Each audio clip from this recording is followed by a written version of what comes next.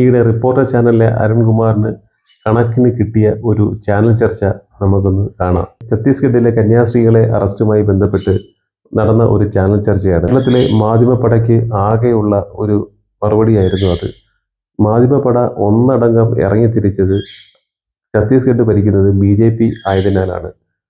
ഇതിനു മുമ്പും കന്യാസ്ത്രീകളും പള്ളിയിലച്ചന്മാരും അറസ്റ്റിലായിട്ടുണ്ട്. ഇതേ കുറ്റങ്ങൾ അല്ലെങ്കിൽ ഇതിനോടനുബന്ധിച്ചുള്ള കുറ്റങ്ങൾ ചാർത്തപ്പെട്ടിട്ടുണ്ട്. അപ്പോഴെങ്ങും ഇല്ലാത്ത ഒരു തീവ്ര വൈകാരികത ഇപ്പോൾ നിങ്ങൾക്കുണ്ടായത് എങ്ങനെ? ഒന്നുകിൽ BJPയെ നിങ്ങൾ ഭയക്കുന്നു, BJP ഇവിടെ ഭരണത്തിൽ വരുമെന്ന് നിങ്ങൾ ഭയപ്പെടുന്നു. കാരണം എല്ലാവർക്കും അറിയാം, ഭാരതീയ ജനതാ പാർട്ടി ഇപ്പോൾ സഭയുമായും ക്രിസ്ത്യൻ സമൂഹവുമായും നല്ല ബന്ധത്തിലാണ്.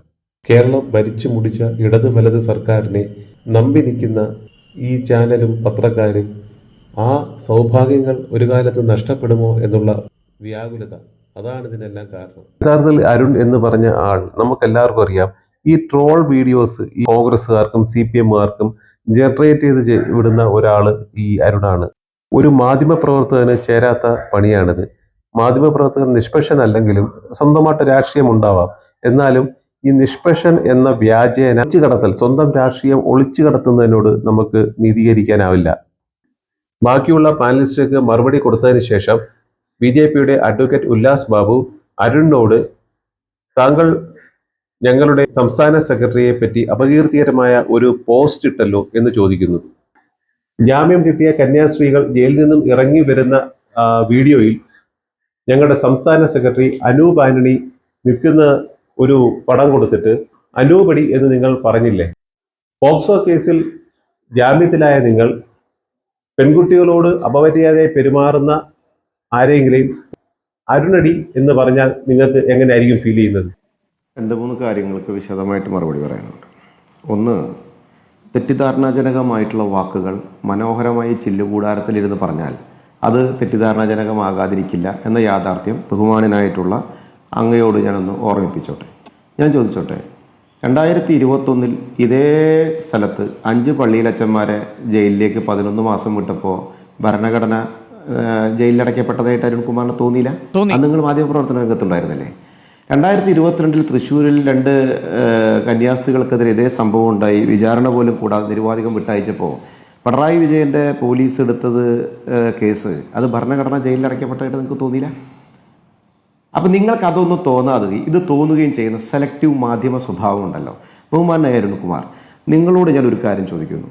ഛത്തീസ്ഗഡ് സർക്കാരിൻ്റെ ഒരു കേസ് ആദ്യം ബെയിലിൽ മൂവ് ചെയ്യുന്ന സമയത്ത് തന്നെ വളരെ കൃത്യമാണ് ഈ കേസ്, പ്രത്യേകിച്ച് നാരായൺപൂർ ജില്ലയിലുള്ള ഈ കാര്യം അത് NIAയുടെ 2019 തീരുമാനപ്രകാരം അത് NIA കോടതിയിൽ തന്നെയാണ് പരിഗണിക്കപ്പെടേണ്ടത്. NIA കോടതി അത് പരിഗണിച്ചു. അത് സ്വാഭാവികമായിട്ടൊരു കാര്യം. മാധ്യമപ്രവർത്തകർ മാധ്യമപ്രവർത്തനത്തിൻ്റെ ഭാഷ വിട്ടുകൊണ്ട് BJPക്ക് നേരെ ഒരു അജണ്ട സെറ്റ് ചെയ്തുകൊണ്ട് കോൺഗ്രസ് പാർട്ടിയുടെ ചില നേതാക്കന്മാർ കൂടി ഉണ്ടാക്കിയിട്ടുള്ള പ്രവർത്തനത്തിൻ്റെ ഭാഗമായി 3-4 ദിവസമായി നിങ്ങളിവിടെ കാട്ടിക്കൂട്ടിയ വൈകാരിക പ്രകടനങ്ങൾ എന്ന് പറയപ്പെടുന്ന തട്ടിപ്പ് എന്തൊക്കെയായിരുന്നു? നിങ്ങൾ എന്തിനാണ് BJP ഇതിനകത്ത് വലിച്ചയച്ചു കൊണ്ടുവന്നത്? എന്താണ് BJP സർക്കാർ ഭരിക്കുന്നു എന്നുള്ളത് കൊണ്ട് അവിടെ ഒരു പോലീസ് സ്റ്റേഷനിൽ ഒരു കേസെടുക്കുന്ന സമയത്ത് BJPയുടെ അജണ്ടയുണ്ടായി എന്ന് നിങ്ങൾ എന്തിനാണ് വ്യാജ വാർത്ത കൊടുത്തത്? ഈ കേരളത്തിൽ അങ്ങനെയാണെങ്കിൽ ഇവിടുത്തെ കേസുകളൊന്നും വ്യാജ വാർത്ത. ഛത്തീസ്ഗഡ് മുഖ്യമന്ത്രി ഇപ്പോഴും അദ്ദേഹത്തിന്റെ ട്വീറ്റിൽ എന്താ പറയുന്നത്?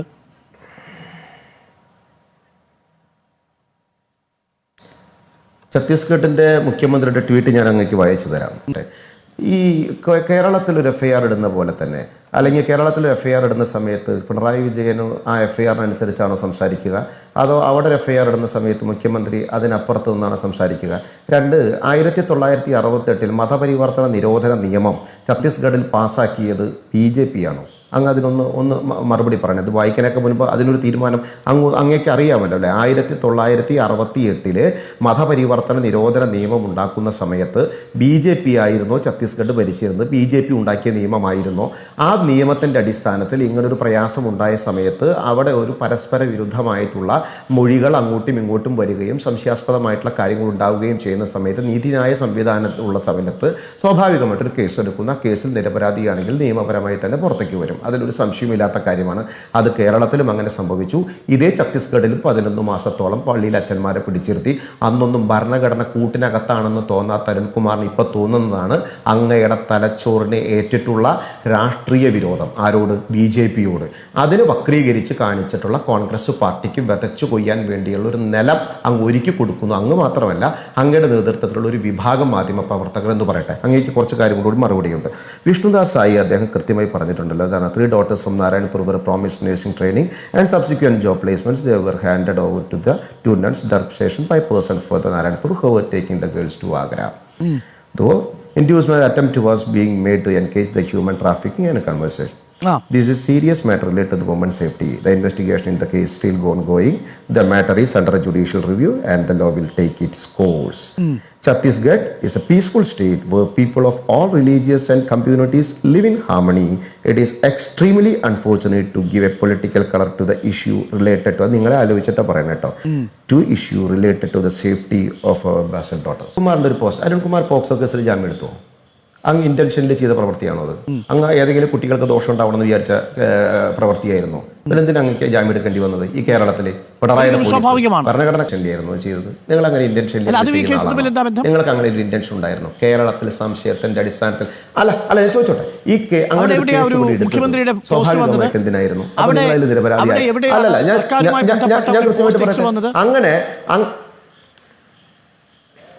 ഒരു സംശയാസ്പദമായിട്ടുള്ള കാര്യത്തിൽ ഒരു വിഷയം വരുന്ന സമയത്ത് സ്വാഭാവികമായിട്ട് പോലീസ് എടുക്കുന്ന നടപടിയെ അവിടുത്തെ സാഹചര്യങ്ങൾക്കനുസരിച്ച് ആ നടപടിയുടെ വിഷയങ്ങൾ വലിയ വിഷയങ്ങളാക്കി കോൺഗ്രസ് പാർട്ടി രാഷ്ട്രീയ താല്പര്യങ്ങൾക്ക് വേണ്ടി ഉപയോഗിക്കുന്ന സമയത്ത് സ്വാഭാവികമായിട്ട് എടുത്ത കാര്യങ്ങൾ പോലീസ് എഫ്ഐആറിന്റെ അടിസ്ഥാനത്തിൽ ഒരു മുഖ്യമന്ത്രി പറയുന്നതിൽ തെറ്റില്ല.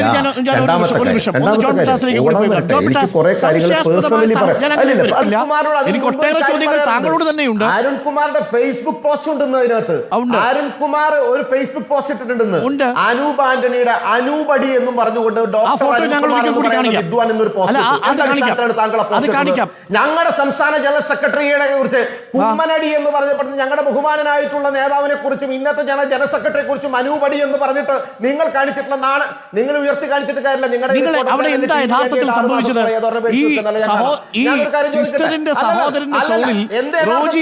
കൈവച്ച് നിൽക്കുമ്പോ ആ റോജി എം ജോണിനെ എൻഡോഴ്സ് ചെയ്യുമ്പോൾ ഒരു തോളിൽ 2 കൈകൾ വരുന്ന കാഴ്ചയെ നമ്മൾ കാണുന്നത്.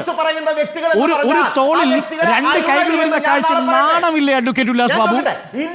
എന്നിട്ട് 12,000 കിലോമീറ്റർ ഓടിയത്രേ. 12,000 കിലോമീറ്റർ ഓടിയെന്നാണോ ഈ പറയുന്നത്? എന്താണ് ഉല്ലാസ് ബാബു? ഉല്ലാസ് ബാബു, നിങ്ങൾ നിങ്ങളുടെ സംസ്കാരത്തിനനുസരിച്ച് സംസാരിച്ചോളൂ. നിങ്ങൾ നിങ്ങളുടെ സംസ്കാരത്തിനനുസരിച്ച് സംസാരിച്ചോളൂ.